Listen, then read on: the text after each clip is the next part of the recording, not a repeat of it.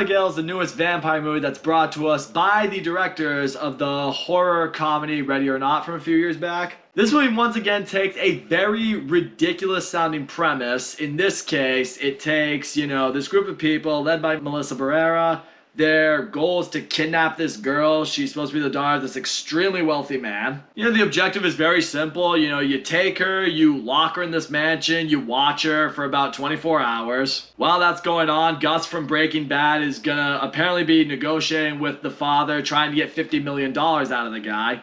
Unfortunately though, what all these kidnappers soon realize though is they kidnapped a fucking vampire. So yeah, now it immediately goes from being a kidnapping movie to everyone just trying to survive the night as this fucking little vampire girl is trying to kill them. I know, it sounds like the kind of premise you hear over and over again. I mean, we've been getting so many different vampire movies left and right since as long as I can remember. We've had some that were good, we've had some that were dog shit, we've had some that were just kind of in the middle. But I will say, if anyone was gonna pull off a premise that sounds as ridiculous as this one, the idea of a little ballerina vampire just going around killing people, if anyone's gonna pull that off and make it good and unique, it would be the people behind Ready or Not, because Ready or Not followed a very similar formula, as in it took something that sounded really silly and stupid and made it fun. And yeah, frankly, I thought these guys did it again here. I actually really enjoyed this movie. I'll get right into the cast of this movie. Okay, so what I really like right out the gate is the crew of people that are involved in the kidnapping. The movie actually made them legitimate characters. Because what would have been the easy way out is you have Melissa Barrera, she's the one you're supposed to care about the most. She has, you could say, the most decency to herself. She has the backstory that makes you want to get behind her, makes you want to root for her. So it could have been very easy and very predictable right here. It's like, okay, she's the most notable person. She's the best character among this group of thieves and kidnappers. So of course you're going to root for her to live, and the rest you just want to die. It could have taken that route, but what the movie decided to do, and again, this is credit I give to these directors, is a lot of these characters, or most of these characters, could and probably will die, but it's not just like they're there for the sake of that. The movie gives each of them their own little set of skills, it gives them their own personalities, gives them their own little traits that make them stand out. You have one guy who's kind of the stoner, you have one guy who's the muscle, but he's an idiot, you have the little spoiled rich girl, you have the guy who's supposed to be the leader, but he's a cynical asshole. It makes for some funny moments, it makes for some very tension-filled moments that don't even, contain the little vampire girl. That's really impressive right there. The fact that they didn't even need to use the monster in this movie to provide tension was really just, it's credit to the movie. Also, yeah, Alicia Ware, who plays Abigail, the little ballerina vampire. Holy shit, this little girl's fucking great. I mean, if you're gonna make a horror movie revolve around a kid actor, that can be the Achilles heel right there. Because we know, when you make a child actor a very prevalent part of a horror movie, that can ruin everything right there. Kid actors typically aren't the greatest, so if you need them to appear scared, or appear threatened, or appear menacing, typically it doesn't really work out that way, and that can really bring the movie down completely. Alicia Ware, though, as Abigail, this young lady's a really fucking good actress, and she's definitely got a future for herself. Because what I really love seeing with her is the range you get from her in this movie. Initially when she's kidnapped, you completely buy into her as this scared, terrified little girl is now afraid she won't see her family ever again, believes these people are there to kill her, hurt her, do whatever they want to do with her. When you see that in her, you believe that she is frightened, but when she flips that switch and you find out she's this vampire and she's just gonna go around and just waste everybody, she completely plays into that role too. Because what's great about her is not only is she just scary and menacing in her appearance and how she kills people, but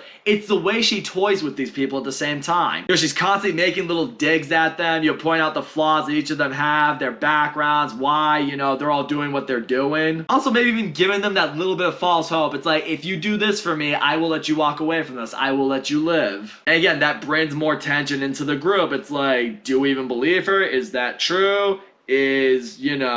Is there a way for me to survive now? It's constantly leaving you in the state of mind like what's gonna happen next. That's what I appreciate right there. It wasn't as cut and dry a movie as it could have been. They actually had you guessing. It makes things more intense, makes things more thrilling. Also, is the movie violent?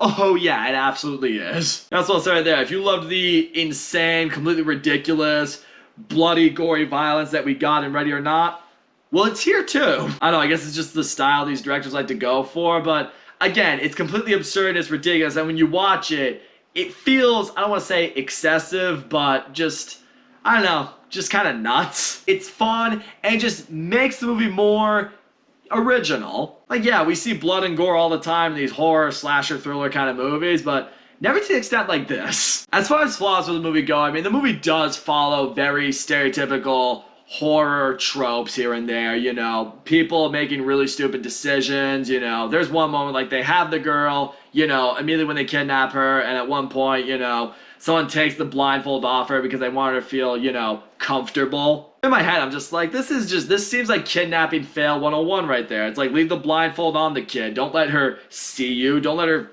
get the chance to discover who any of you are. Again, you could argue that's where the movie's trying to go for a more heartfelt direction with one of the characters, and admittedly, this movie does have more heart than you'd expect, but there's a time and place for all of that in a movie, and this was not the time. Also, I will say, there are definitely some conveniences in this movie. There are some red flags that characters should have been well aware of throughout the movie. Like, I don't know, having to give up your cell phone as you're locked in this mansion, that seemed interesting. Also, I guess for me, maybe this is just a me thing, but I wish I understood the vampire powers a little bit more. I mean, there are some moments where you feel like something should have happened to someone and it didn't, and then it happened to someone else. I don't know, the movie just seemed very pick and choose with how it used the effect of the vampires in this movie, and therefore, I wish I could have gotten a little bit more clarity with that. But I will say, towards the very end of this movie, when all the shit's going down, when all the, you know, things are being revealed, that's the thing. The movie reveals a lot more than you expect it would be. It takes certain routes to completely work for the movie that I honestly wasn't really expecting. But yeah, like Ready or Not, you're kind of sitting there the whole time. It's like, alright, I really needed to bring it all the way home.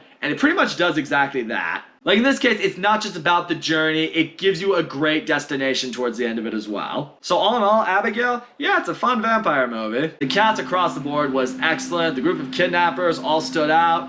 Abigail, she was a great little vampire ballerina monster. The movie is violent as fuck. The movie is extremely intense when it wants to be. The movie never took itself too seriously at the same time either. Like, it knew what it was, it knew its premise was ridiculous, and it completely rolled with that. With some of the lines that are meant to be funny, meant to be more light, you know, with some of the very excessive violence that goes on with it. That's credit to the team behind this movie. They know exactly what they're making, they know exactly what they're giving to the audience, and the audience seems to be responding. I will say, is it on the same level as Ready or Not? Definitely not for me. Ready or Not was just, I don't know, Ready or Not I thought was awesome. So in the end, although it's not quite on that level, it definitely fits the whole fun, horror, kind of comedy genre that these people are going for. I can't wait to see what they do next. I hope they keep coming with this stuff. So that's all I gotta say, guys. Thank you so much for watching my video, and as always, don't forget to leave a comment, like, subscribe. I will see you all next time.